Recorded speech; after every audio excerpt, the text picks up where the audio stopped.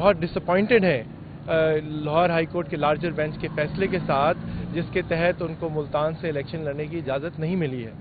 جو ابھی تک ہمیں اس بات پتہ چلی ہے، کیونکہ مفصل فیصلہ جو ہے ریٹن آرڈر ابھی تک ہمارے پاس نہیں ہے۔ تو جو کہ معلومات ہمیں پتہ چلی ہیں، جو الزامات تھے، جو ایلیگیشنز تھیں، اس میں ایک چیز ایشو یہ آ رہا ہے کہ ان کے سائن ویریفائی نہیں ہو پا رہے تھے۔ شاید یہ بات کی جا رہی ہے کہ ان کی عدالت میں جیل کے اندر موجودگی میں جو اگر سگنیچر ہوئے ہیں تو اس پہ جیل اتھارٹیز کی سٹیمپ نہیں ہے، تو اس پہ یہ بات واضح کرنا بہت لازم ہے کہ جب یہ بات ہوئی تھی، جب کاغذات سائن ہونے کی باری تھی، تو بارہا ہم نے جیل اتھارٹیز کو، شاہ محمود صاحب نے بھی، میں نے بھی، سید علی بخاری صاحب نے بھی یہ بات کی جیل اتھارٹیز کو کہ آپ کاغذات کو سٹیمپ کریں۔ جیل اتھارٹیز نے یہ کہا تھا کہ ہم مجاز نہیں ہیں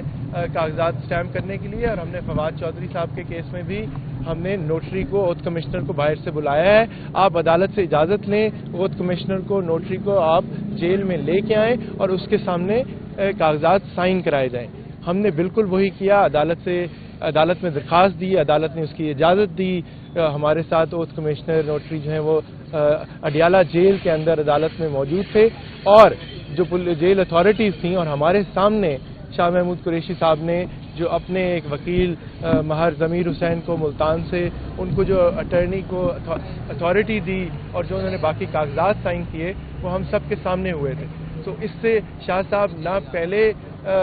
اس سے انہوں نے کوئی انکار کیا ہے، نہ آج کر رہے ہیں، بلکہ پھر کہہ رہے ہیں کہ کاغذات انہوں نے ہی سائن کیے، انہوں نے ہی اتھارٹی دی، لیکن اس کے باوجود